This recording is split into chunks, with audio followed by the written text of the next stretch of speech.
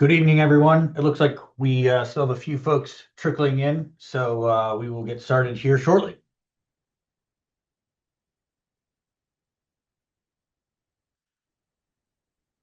All right, looks like we have a quorum here. Thank you very much for taking time out of your busy schedules to be here with us tonight. We know that this is a busy time of year, but this is always our favorite presentation to give every year. It's always great to look back on the year that was and look out to the year that we have coming ahead. So we'll be sharing a lot of great insights and trends from not just this year, but kind of the last 3 years or so, and ultimately helping use that information along with some very recent news in the market to get a good outlook for you guys for 2026. With that, I'll be kicking things off. Ryan Mingus, Managing Director and Partner here at TUSK Practice Sales. I've been with the firm for about 6 years now, but I've spent the entirety of my career in the healthcare space, starting out in traditional healthcare and medicine, and making my way into dentistry about 8 years ago. A little bit about TUSK. For those of you that aren't really aware of who we are a nationally recognized sell-side M&A firm. Started out in the dental industry and still probably about 90% of our work is in dentistry. So you might see us in other spaces, but this is really our core competency. We've done over $1 billion worth of dental transactions and 1.3 billion total transactions for our sell side clients. We have a great mix of investment banking experience and real world operating experience within DSOs. And we get to bring that to bear for our clients each and every time. We've got 14 folks total with 8 of us here in Charlotte. Our marketing, business development, and leadership teams and our analytics team are here in Charlotte. And then we've got folks spread throughout the country, one of whom is Connor Jorgensen, who's on the call tonight and will be presenting with me. Just an overview of our team. We were founded by Kevin Cumbus. Dentistry is in his DNA. His father was a pediatric dentist. However, Kevin didn't follow in his footsteps. He went on to be an investment banker. But after a few years in that space, recognized private equity's interest in dentistry and felt that he was able to create a business that would add significant value to business owners to help bridge the information asymmetry gap that sellers, owner operators like yourself on this call ultimately have when going up against a private equity backed platform or a private equity group whereby you might be an acquisition target. We do not do doctor to doctor transactions. This is all we do is specialize in private equity or family office type transactions where that's the sponsor behind a platform or is the direct acquirer of our client's business. So we do that one thing and we do it very, very well. And we're supported by our analytics team that are really the backbone of our organization that make our clients' businesses look great and ultimately are going toe to toe each and every day with these private equity groups and all of those kind of Ivy League educated analysts that they bring to bear. And I'll take our team any day of the week up against those folks. And then we also have a mergers and acquisitions team here. That's a team I oversee.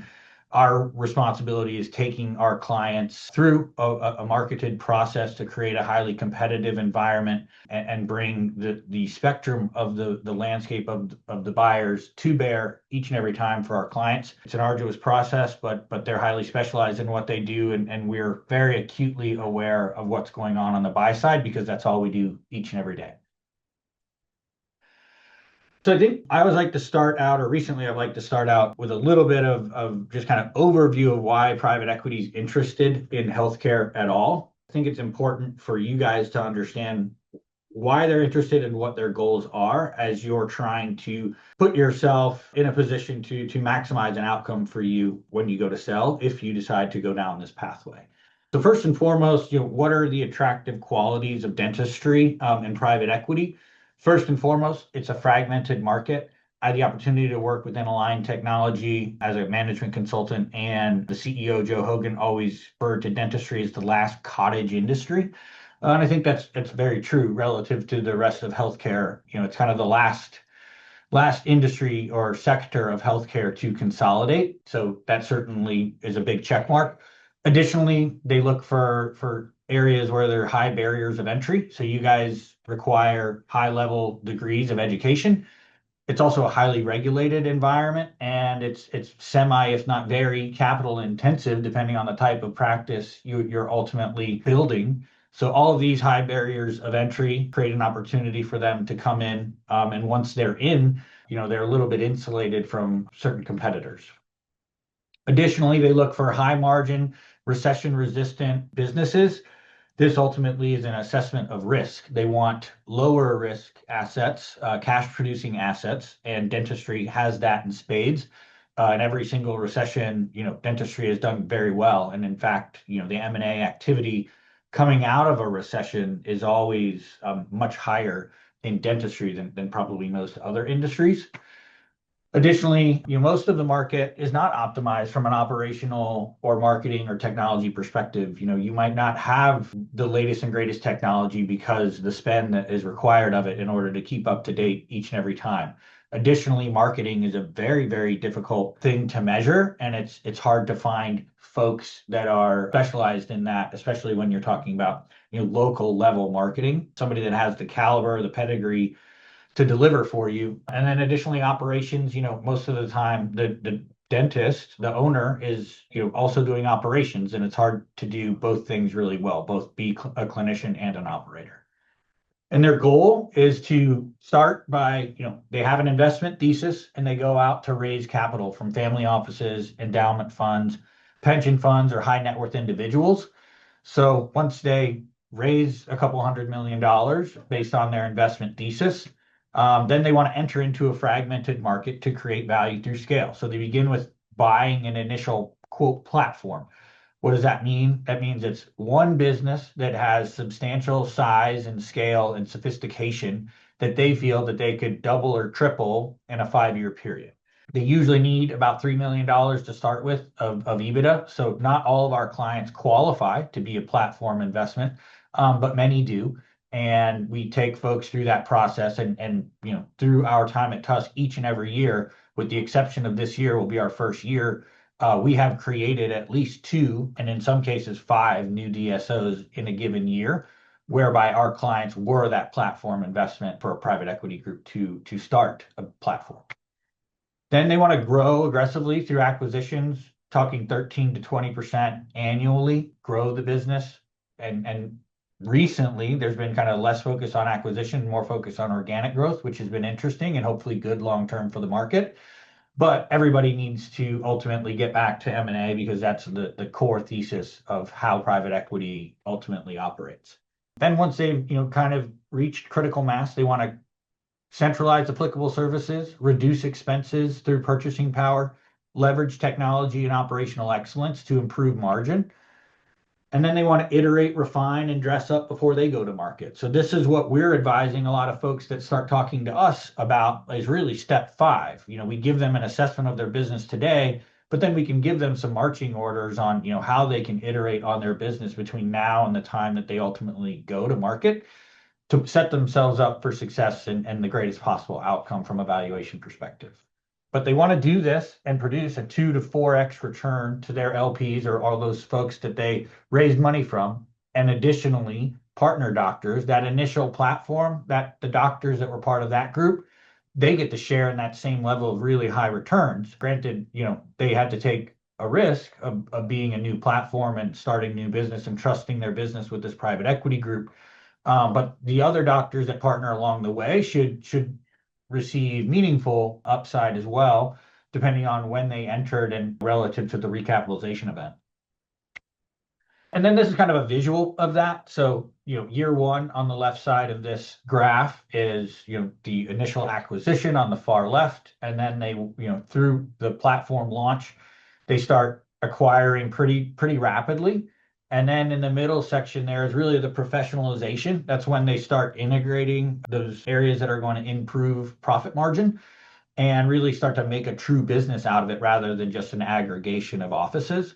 And then in the third phase, they want to, add a few really good strategic, healthy acquisitions. Perhaps they're willing to pay a premium at that phase because they have a good line of sight into how they're going to be valued when they recapitalize. And they can really, stack some EBITDA there at the end before they exit. And all of that is meant to be done in an average of a 5-year period. Some groups get there faster, some groups get there slower. But on average, 5 years is the goal. So I think it's good to take a breakdown of where we are today. So this is PitchBook data, and this is showing on the far left dentistry. The dark blue line are businesses that are greater than 7 years into their hold period. So they're way beyond that. They're 2 years beyond that 5 year goal. But within, probably the average, if you've got some groups that recapitalize at 3 years, some groups that recapitalize at seven, and some at five, the aggregate, or excuse me, the average is five. So it's not saying that all is lost at 7 years. Some of those are beyond 7 years. And then you've got the light blue line is they're between 5 and 7 years into their current recapitalization cycle with their current private equity sponsor. So about 25 at greater or between 5 and 7, and about 20 that are greater than 7 years. So what that tells us is there's a huge supply of large private equity platforms at the top of the market that are set to have recapitalization events in the near term. And this is, what we're monitoring closely to ultimately, we feel that there were very few recapitalization events at the top of the market in the last 2 years because of the interest rate environment. I've got some slides to share on that, but this is really kind of important to think about when we're trying to determine what the outlook looks like. What is the supply of recaps at the top of the market, and what does that mean for our clients that are set to go to market? This is just a good way to look at things by quarter. This anomaly here, Q4 of 2021, we worked to close probably 30% of our deals in the last, call it 6 weeks of the year, and many of which were closed on New Year's Eve. So that was a kind of an anomaly and a perfect storm because of pent up demand and low interest rates and dentistry performing so well. So where are we at now? Unfortunately, Q3 data wasn't available in time for this presentation, but Q1 of 25 was the best Q1 in 3 years. So we felt really good about where things were. And when we were sitting here on this call in 2024, we were very high on what 2025 was going to look like. And it started out just the way we thought it would, with a great Q1 for the industry and for TUSK in particular. We closed a lot of deals, so that was pretty indicative of our Q4 to Q1 as well. And then tariffs hit in Q2, and that really put a screeching halt on things. I believe that I've looked at other sources beyond PitchBook, and they've all indicated that there is a bounce back in Q3. Unfortunately, we don't have the PitchBook data to support that, but I can confirm here at TUSK, we had a bounce back in Q3 with a large amount of deals closing in Q3 that were supposed to close in Q2. But ultimately, buyers came back to the table once they kind of had a feeling of where tariffs were really going to land. Macro trends driving deal activity, the interest rate environments that rise in early 2022 really impacted a lot of these DSOs in a very meaningful way. Basically required them to stop doing any M&A for a while, really focus on organic growth and sort of professionalization. And then they'll be able to come back to market once the stars align and they're able to close some deals and then get their own deal closed, which is what we're looking out for. Inflationary trends. This is a little bit unfortunate with respect to interest rates. They can't lower interest rates in a higher inflationary environment because it could just exacerbate inflation. So ultimately, they want to see it around 2%. It's pretty stagnant at around 3%, unfortunately, right now, but we still should or could see another cut in 2025 based on some of the things that the Fed have indicated, jobs being the other thing that they're looking at beyond inflation. So this is kind of where we sit today. And then I want to give you a look back on 2025 before I hand it over to Connor, kind of looking back at the year that was. So 2025, the light blue are deals that we closed, and dark blue are deals that are pending closing this year. We're doing this a little bit earlier in the month than we normally do, but we had 13 unique buyers, six of which were the first time that we worked with them at TUSK. And that's just a testament to how broad our team goes each and every time to bring new blood to our clients' businesses. So each and every time we go to market, that deal team is scouring the earth to find each and every buyer, and we vet them and we put them on our back and help them get their deal closed. Because if they're a newer platform or slightly unsophisticated, they're really, our job is much harder, and our clients rely on us to really carry the water to get that deal done. But we're happy to do it, and it's been great for us as an organization. Additionally, we like to look back on the year and see the breakdown of our deals relative GP versus specialty. 2021 was kind of an anomaly year where specialty outpaced GP for the first and only time, rather. And we're generally 50-50. So, kind of third year in a row that this number's been about the same, but it's always interesting to look at that. And then again, I kind of alluded to this earlier. The first time in history in the last 9 years, we did not create a new DSO, whereby none of our clients elected to sell to a private equity group to start a platform.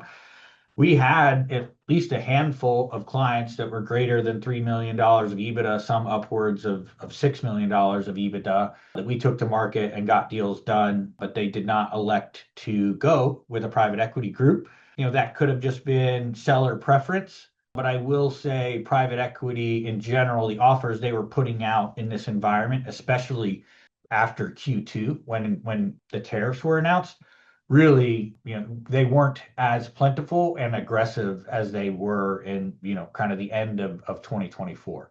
I fully expect that to change in 2026. So folks that are interested in being the DSO or the initial transaction with the DSO, I think 2026 will be a great year for that.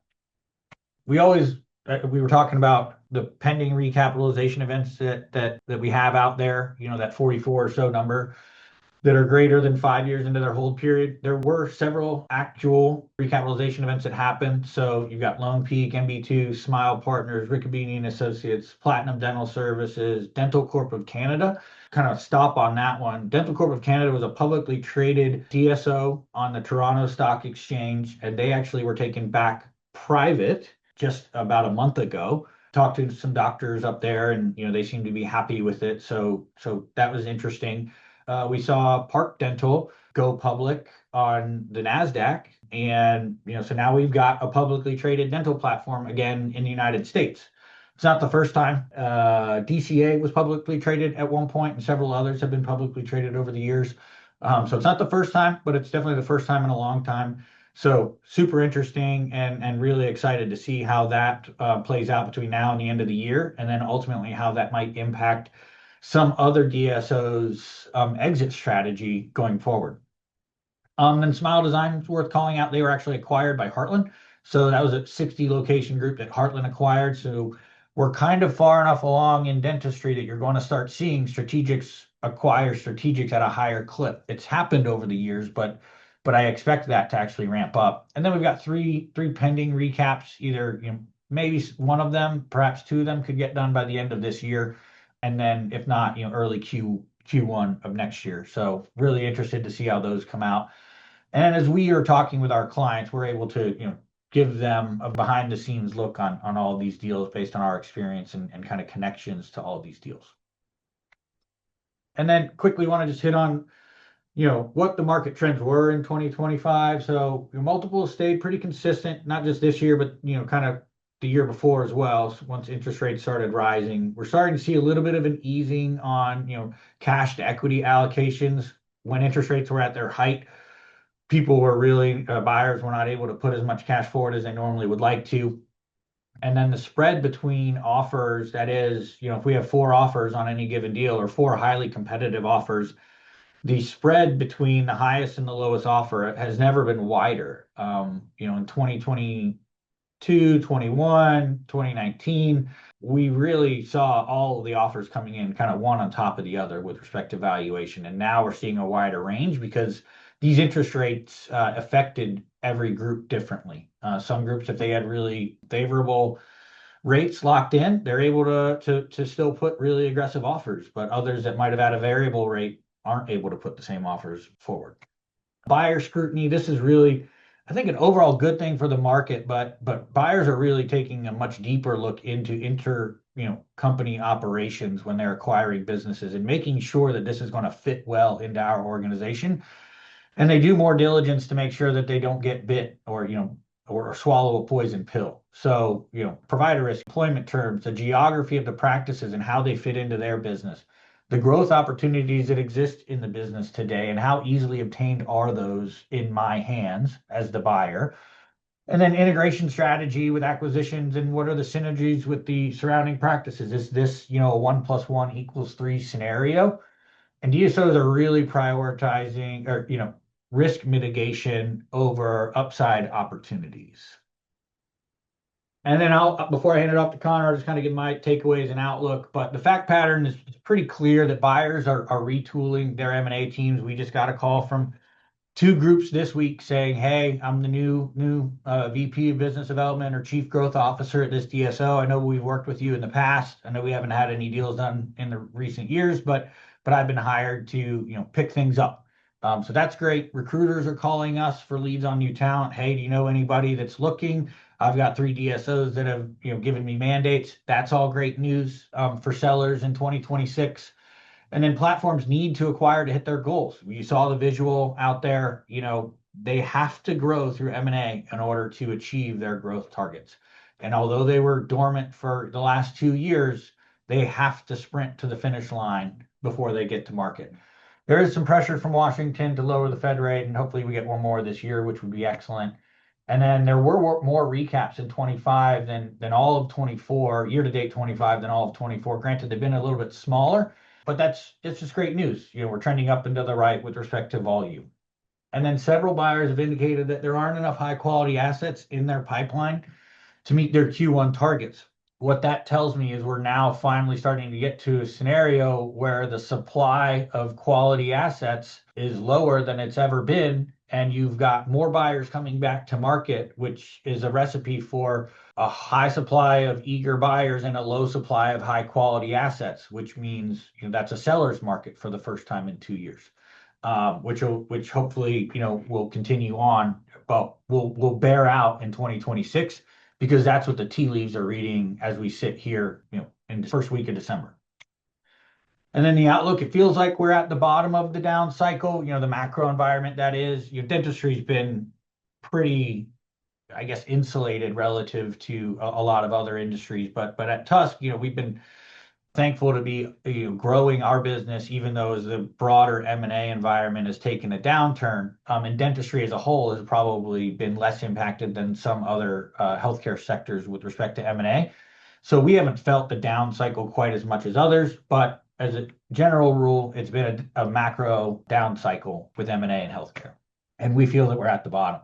But buyers will need to make up ground to meet investor expectations. You kind of hit on that a couple times. And then we did look at a few different pulse surveys, and I think it's worth mentioning the first half priority of the CFOs of DSOs are really, regional M&A. What that really means is areas that they're already in, let's get deeper.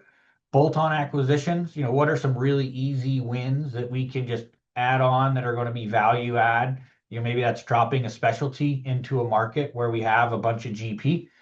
And then the private equity group alignment with management for their kind of long range strategy. Where do we need to get to and how fast can we get there before we go to market? There's a lot of more collaboration on that front than there's ever been. So that's where we are with respect to the outlook. Couldn't really be more excited about 2026 because I do truly feel that it's going to be a turn back to the seller's market that we saw, kind of starting back in 2018 through 2022.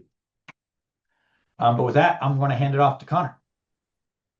Thanks, Ryan. Excited to be here tonight. As you were presenting, I had the opportunity to reminisce a little bit on when I used to be an attendee on this webinar and being able to see what was going on in the marketplace, what TUSK was doing, really from the M&A side of things. So excited to be here presenting to the group tonight.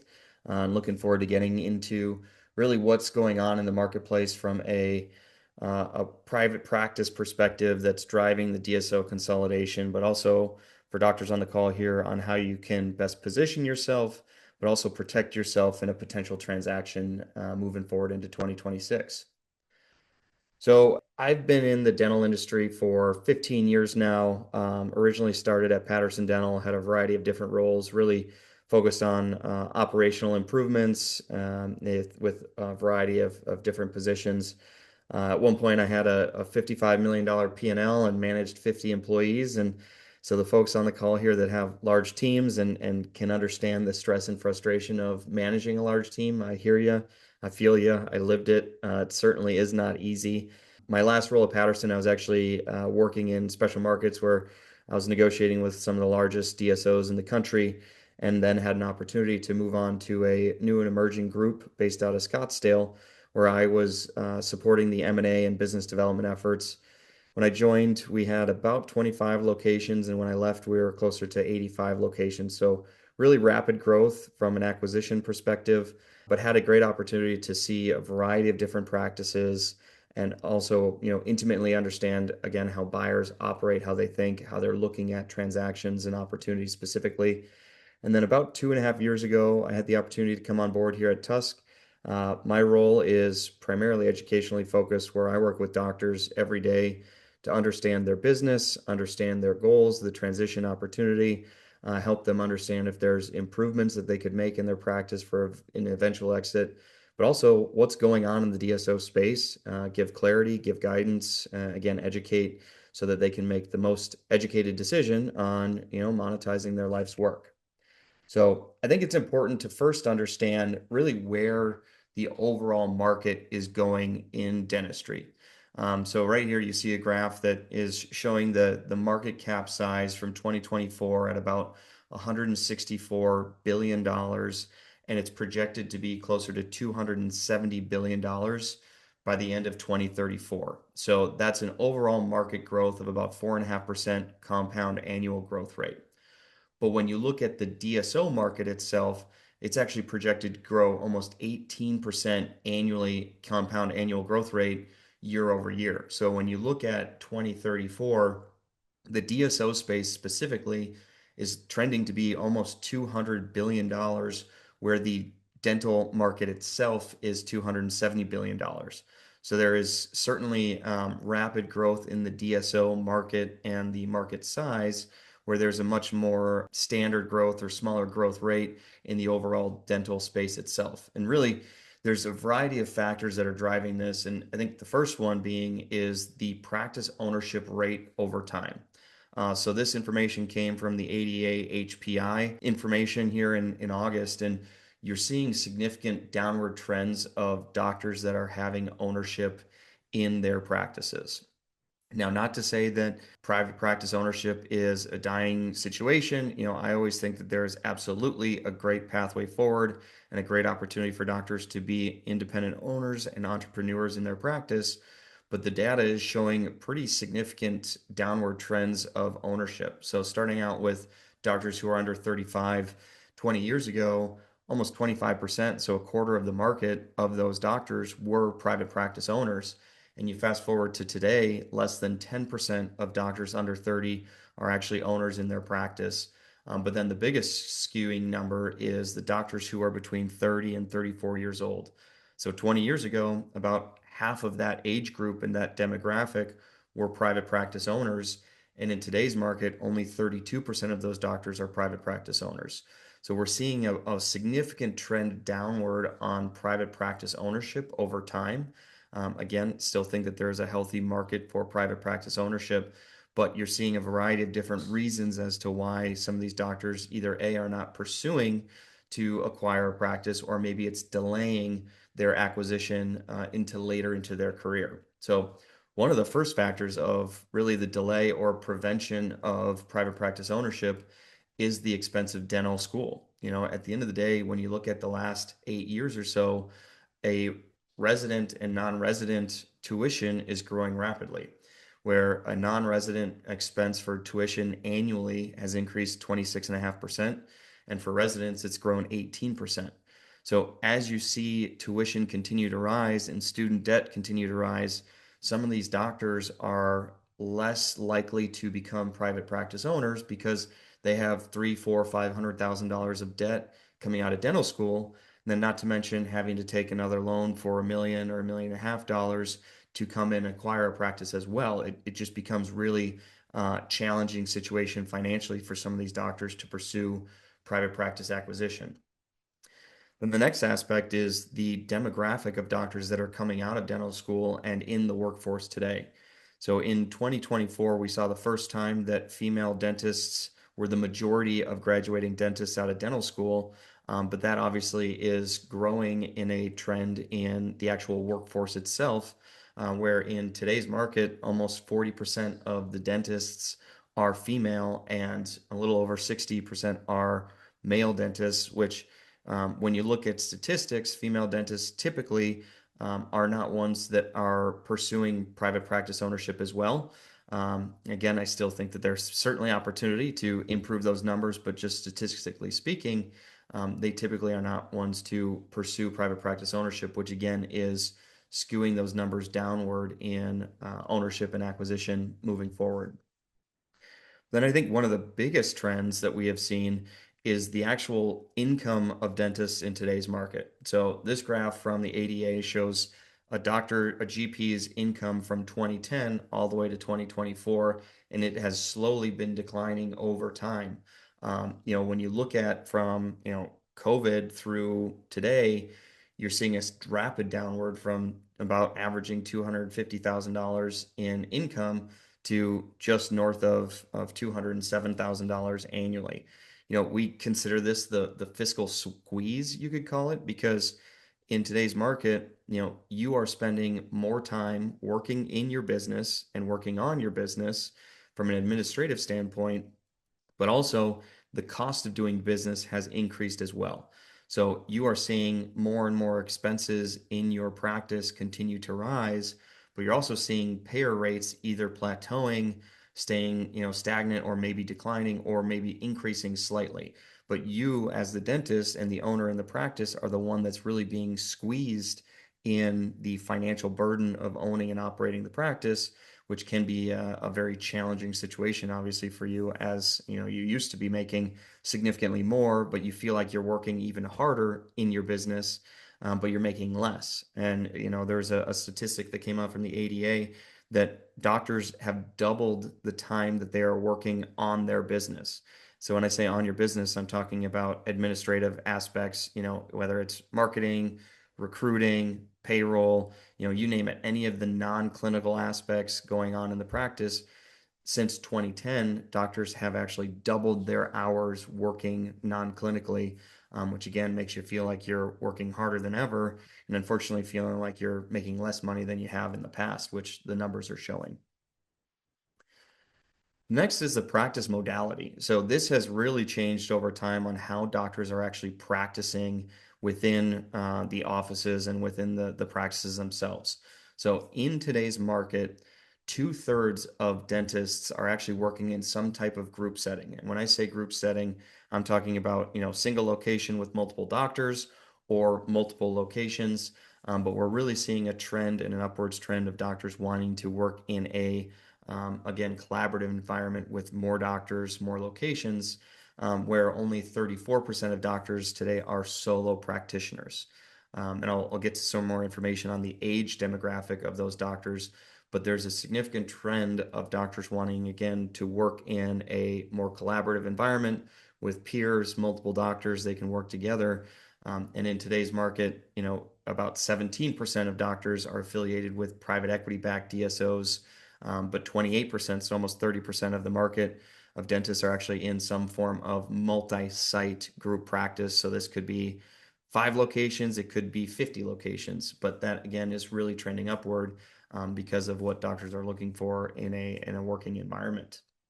But when you take the practice modality and then you dive in a little deeper to the actual age of the doctors that are practicing, it is kind of a sobering reminder of what's going on in today's market and how doctors again are practicing and what demographic is where. So when you look at the late stage doctors at the top of this graph, the 26 plus years in practice, almost 50% of those doctors are in a solo practice and they're the only dentist in that practice. But when you look at the mid-stage career, the 11 through 25, or the early stage career, the up to 10 years doctors, they are heavily trending towards the DSO avenue where it's multiple locations, 100 plus locations or 50 locations, you name it. But we are seeing again trends where these doctors are staying in the DSO environment because, as I talked about before, they have a significant amount of debt. They want to have a steady income. They want to have a work-life balance. They want to have the ability to have some freedom and flexibility. And these DSOs provide that to them. But as they continue to work in that environment, the DSOs provide a more lucrative opportunity or have some more hooks involved where there might be a 401k or some equity involved. So these groups are able to recruit and retain dentists much longer than they were in the past, where these doctors originally were trying to go for a couple of years, get up their speed, and then go out and acquire a practice. We're not seeing that trend as much. And again, I think that that's where it's an important piece where historically these doctors that were, let's call it anywhere from 5 years to 25 years that are currently in a group setting were typically exiting to acquire these single location, single doctor practices. But that's not happening at the same clip as it was previously, which again is putting some of these doctors in the late stage in a bind because they don't have an avenue to sell, right? Originally, they might have thought, well, yeah, I'd love to bring on an associate and transition the business to him or her at some point, but they're not able to get associates or they're not able to find a private doctor to sell the business to, which again is driving more consolidation from the DSO front because these doctors, again, don't have someone to sell to in many cases. Then lastly, we want to look at the economics of an acquisition. So when you compare a private practice transaction and a DSO or a financial investor transaction, they are weighed on two very different financial means of an acquisition. So when you're looking at a private practice transaction, typically speaking, you're looking at a percentage of collections. And I would say back of the napkin math, anywhere from 65 to 85% of collections. Again, depending if it's GP, depending on if it's a specialty practice, depending on geography, overhead, you name it. But in this example, I have a practice doing $2 million and all of the expense categories are fairly similar in industry benchmarking. So the adjusted net income or the EBITDA is a 20% margin. So the free cash flow after all expenses are paid and after the doctor is paid his or her fair market wage, the total profit of this business is $400,000. So if you were looking at a private practice transaction, that sale price would be anywhere from 1.3 to 1.7 million dollars if you were comparing a 65 to 85% of collections. Now, on the flip side, if you take that same practice and you take a multiple of EBITDA versus a percentage of collections, valuation is drastically different. So if we're looking at between a 6 to a 7x of EBITDA, this sale price for the doctor could be anywhere from 2.4 to 2.8 million dollars. So when you're comparing not only the economics, but who can buy the practice, and if this practice sale needs to be the opportunity for the doctor to really reach financial independence, many doctors are pursuing, again, a DSO sale because it is so much more financially appealing and is able to support them into retirement versus a private practice sale. So again, a lot of different variations to compare when you're considering what transaction is occurring, but this is certainly one of the drivers in today's market that is driving DSO consolidation versus private practice transactions. So really I'd say put a bow on some of the statistics from the ADA, HPI information, first, early stage dentist priorities are shifting pretty dramatically compared to the last generation of dentist priorities. They, again, are focused on a work-life balance. They want to have mentorship. They want to have a community of doctors to work with. But again, as I said, they want to have financial security and a steady income. They don't necessarily want or need to make the most money possible, but they want to have a steady income that is providing them security because, again, of a significant debt that they have in that dental school debt and other things in their life. Then lastly, they also want to mitigate risk. Many of you on this call bet on yourself and, were entrepreneurs and you took the leap to open up a practice or to acquire a practice and be your own boss and be an entrepreneur.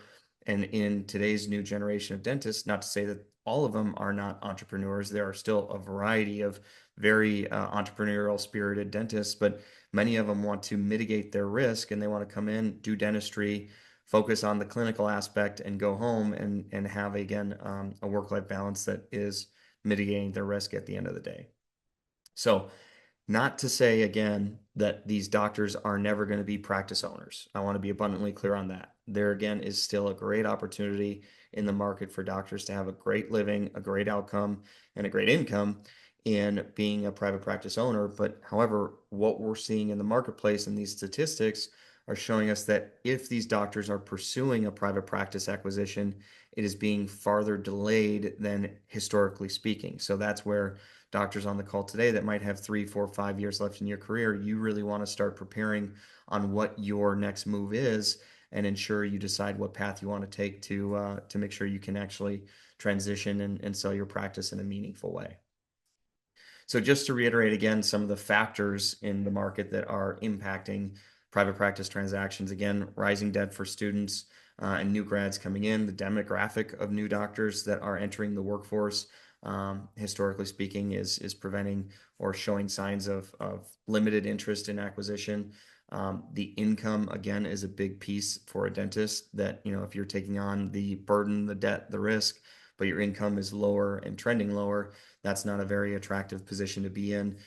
The time and allocation that you're putting on in growing your practice and working on your practice, again, is impacting what that looks like. And then the modality of how doctors are practicing today. And lastly, that valuation. So all of these things are just compounding factors together that we're seeing the rise of DSOs in the acquisitions because they're seeing doctors that are burnt out, frustrated, that care about dentistry, care about their patients, care about their team, but are just, I would say, tired and frustrated about owning and operating their practice and looking for, support from an administrative standpoint itself. So as Ryan had alluded to, we are going to be seeing and expecting a significant rise in DSO activity. We've already seen it in Q4, but into 2026 as well. And it's important for you all on this call to understand how you can protect yourself, but also how you can position yourself for success. We obviously want to be the resource of education and support you in your transaction, but we want to make sure that you know what maybe tips or tricks are going on behind the scenes with some of these buyers. So I wanted to provide really the top 3 scenarios of what buyers are looking for, maybe how they're able to leverage or manipulate offers or deal terms in their favor versus your favor, and how to, again, protect yourself at the end of the day. So, quick disclaimer. As I said earlier, I used to be a buyer. All buyers are not created equal. Let's put it that way. There are some incredibly great buyers out there and great DSOs, and then there's some that maybe try to take advantage of some situations. So I just wanted to kind of put this disclaimer out there that at the end of the day, um, all DSOs are not created equal. There are well over 150 private equity backed DSOs in today's market. And when I say DSO, I'm talking DSO, DPO, OSO, SDPO, whatever acronym you want to use. There are so many out there with all different support structures, equity positions, mechanisms to support their doctors and teams ultimately. But I think it's important to understand, again, how they're looking at your business to maybe maximize their return versus maximizing your return. So I'd say first, to kind of step back in the DSO space specifically, I like to look at the benefits of what opportunities and benefits are there in the DSO space. As I said, there are so many different groups out there, but I look at it from an operational perspective as well as a financial opportunity too. So from an operational side of things, the first and I'd say sometimes most important for some of these doctors is it's a work-life balance. You're able to alleviate some of the stress, some of the burden of operating your practice, and you're able to finally take some time off and not worry about the practice over the weekend or on your vacation or whatever else it may be. It provides you with that opportunity to, again, delineate from work personal settings. But these DSOs are going to be supporting you from every administrative perspective you can think of. HR, marketing, payroll, revenue cycle management, procurement, legal, accounting, finance, you name it. Everything that you can think of from an administrative standpoint, they want to support you. They are experts in the operations of dental practices, and they want to help you grow not only top line, but efficiencies, but also they want to grow and develop your team, right? They want to support your team to be better, to spend more time with patients. Maybe you have a rock star hygienist that wants to be a regional for a hygiene team, things like that. Like they want to empower your team to do better, but also create that collaborative environment where you're working with peers from California to Florida to Minnesota to you name it, where you can again collaborate, support each other, and be all on the same team. Where a lot of doctors we talk to say that private practice ownership is lonely and it kind of feels like you're on an island. It all stops with you. You're the chief HR officer, you're the chief clinical officer, you're the chief janitorial officer, right? Like it all stops at you, which can be very stressful and very challenging. And then lastly, these groups do not want to interfere with your clinical aspects and how you treat and how you treatment plan and how you provide dentistry to your patients. That is the last thing that they want to do. A group should never be dictating how you treat, who you treat, and again, production numbers, right? So at the end of the day, operationally speaking, they're there to support you to be more successful. But financially speaking, there is an incredible wealth creation opportunity available in a DSO setting. It allows you to, sell either all or a portion of your practice, take some chips off the table, really mitigate your risk in a way because so many doctors, their highest net asset is their dental practice, which is a highly illiquid asset. So it allows you to, again, de-risk your position, significantly make a financial gain, which again, the cash aspect is taxed at capital gains, which is a great spot to be too. But depending on the deal structure, you can actually retain some ownership. So you might, sell 60% of your practice, but then retain 40%. So as the group is continuing to grow, not only top line, but bottom line through economies of scale, you're able to continue to grow your distributions and your take home compensation through their expertise from an operational perspective. But lastly, it allows you to secure your exit. A few minutes ago, I talked about the solo provider that might be concerned if they even have a path forward of selling their practice.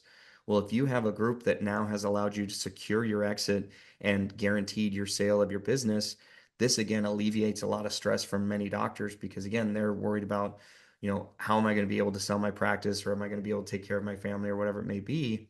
And this again allows you to really secure your exit. So I'm going to get into, I'd say, the top three scenarios or situations that we've seen and that I'm familiar with, again, from the buy side of how groups often try to maybe take advantage of a situation in their favor rather than in the doctor or the seller's position. So, really, the first is the unsolicited offer. And this is probably the most common that we see here at TUSK, where we have doctors come to us all the time that says, hey, I have this offer from this group. Is it a good deal? Can you tell me yes or no? Like where might be some soft spots in it?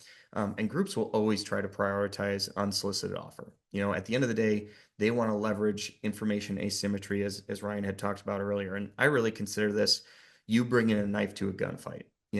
These groups have sophisticated financial people behind the scenes, MBAs that all they do is M&A transactions and financial transactions. So it is, information asymmetry is the imbalance of information between one party and the other, and they're trying to leverage that imbalance in their favor, even though it may sound like it's a mutually beneficial relationship. Many times it's not in an unsolicited offer scenario. So many doctors, will be wined and dined by these groups. They'll be complimented. They'll be, best friends with these buyers. It's a strategy for them to kind of get your guard down. They want to understand and they want to learn maybe some holes in your business or some soft spots in the business that they can then leverage against you in a transaction. Obviously, they want to reduce competition because that allows them to control the narrative, control the valuation, and really tell you what market norm is versus you seeing the broad aspect of what's in the market.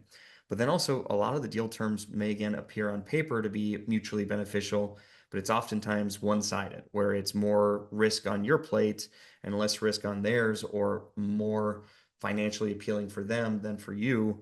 And that's again where you need an expert like Tusk to really help you through this process. But then they can also kind of play games in the closing process. We've seen some groups that try to expedite a closing process because they know they got such a great deal that they don't want the doctor to find out what's gonna or like understand maybe where there's how they got taken advantage of, right?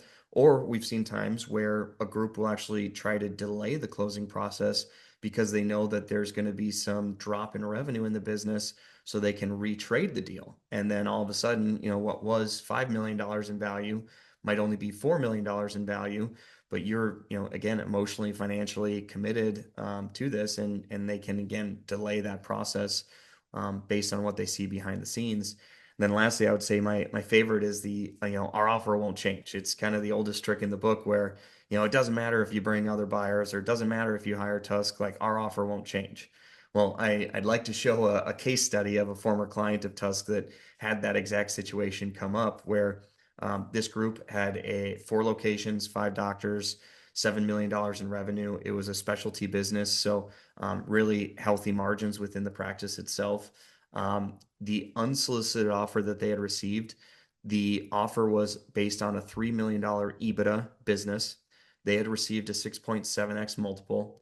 Cash at close was $16 million, equity and earnout, both 2 million. So total enterprise value, $20 million. $20 million on a $7 million revenue business looks like a spectacular opportunity on paper. But the doctor came to us and said, hey, I kind of am getting pushed around a little bit on the closing process. I feel like I'm missing something here and I want to look to see what else is out there and see what's available to me. So when Tusk ended up getting the financials, we ended up finding another $300,000 in EBITDA. So now our go-to-market EBITDA was $3.3 million. We reached out to 36 different groups.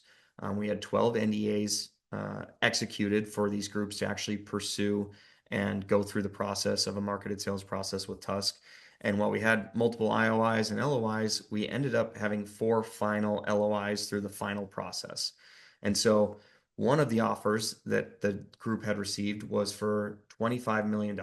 We had received a 7.6x, $21 million cash, $2.5 million in equity, total value coming in at $25 million.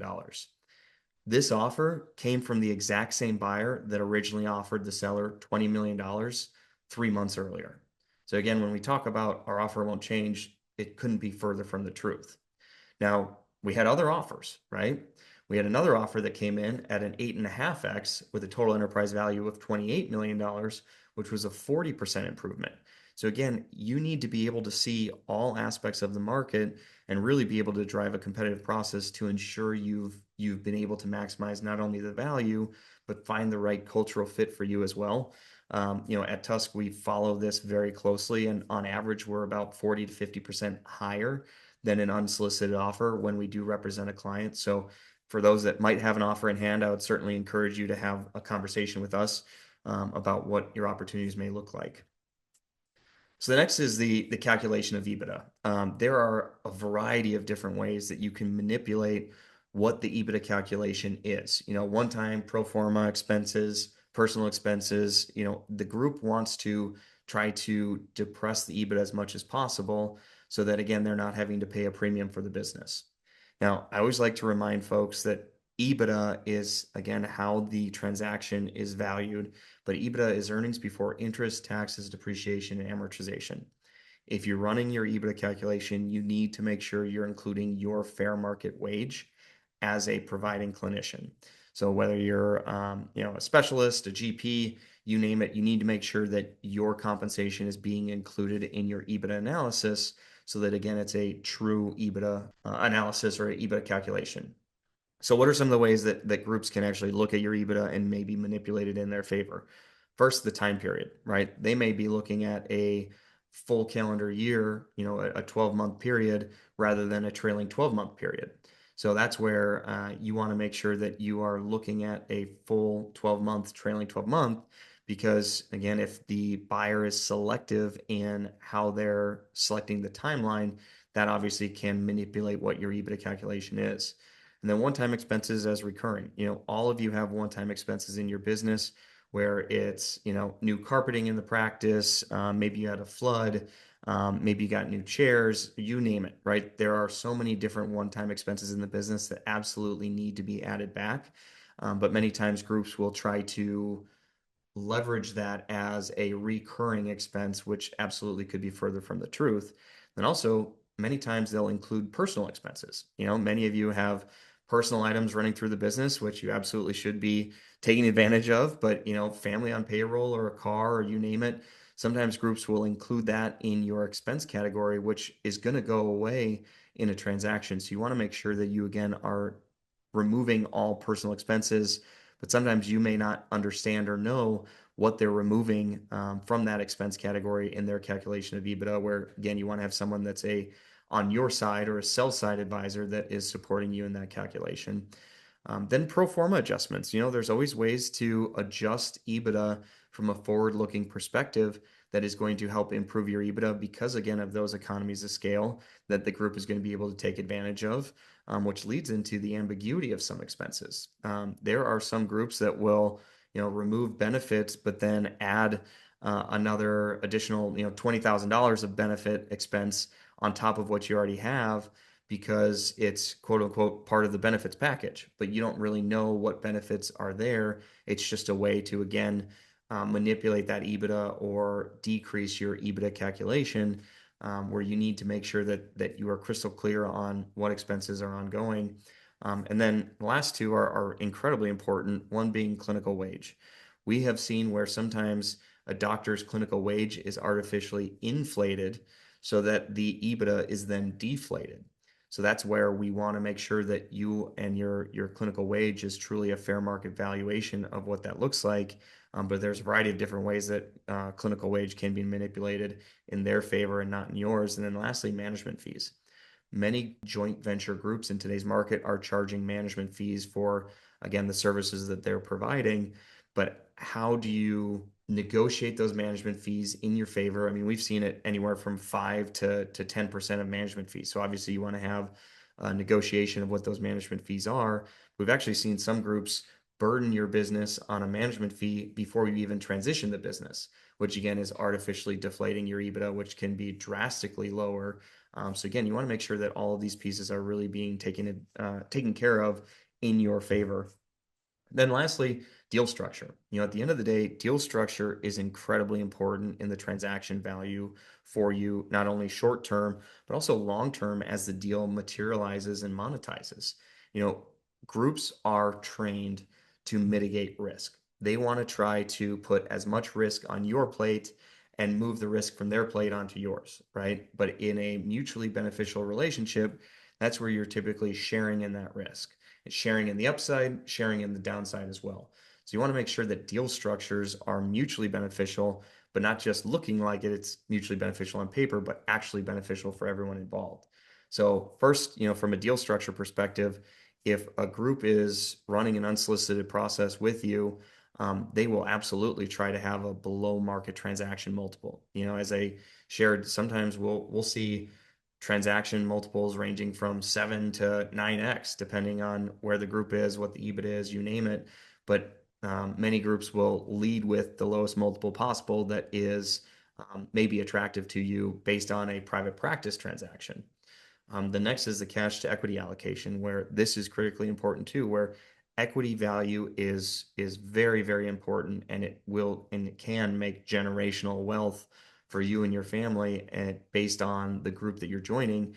But you also want to make sure that you're still bringing enough cash at home to satisfy your needs, clear debt, put some money in the bank, and again, hopefully be financially independent.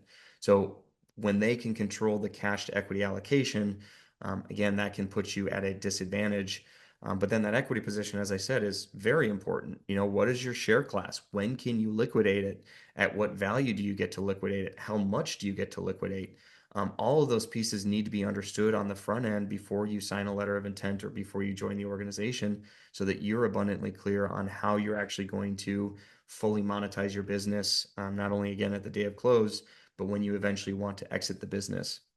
Then earnouts, true ups, and holdbacks, these are all deal terms that can be very easily manipulated in their favor versus in your favor. I mean, one example is sometimes groups will try to have an earnout based on EBITDA calculation where, you have no control of your EBITDA. So at the end of the day, if, you're going to get a bonus based on growth in EBITDA, but then they might apply a marketing expense or they might apply a management fee or whatever it may be, that can really manipulate and deteriorate your value at the end of the day. So you want to make sure that again, you have experts that are negotiating on your behalf, and then ongoing employment terms. That is a big piece of it for not only you but your associates in the practice too, to ensure that you're fully protected long term as well. So kind of pulling it all together here, how can you protect yourself and what can you do, whether you're looking for a transaction in 2026 or maybe just trying to gain some information moving forward.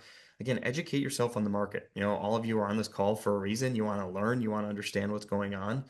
Educate yourself on what's actually happening, not only from a broad perspective, but locally as well. It's incredibly important to understand what's happening in your local market, but also depend on which path is good for you. As I said, there absolutely is always a successful path for private practice transactions, but the DSO transaction is continuing to grow and gain more steam and more momentum and be more attractive for many doctors. So fully understand your path and what you want to accomplish in your transaction. Start exploring early.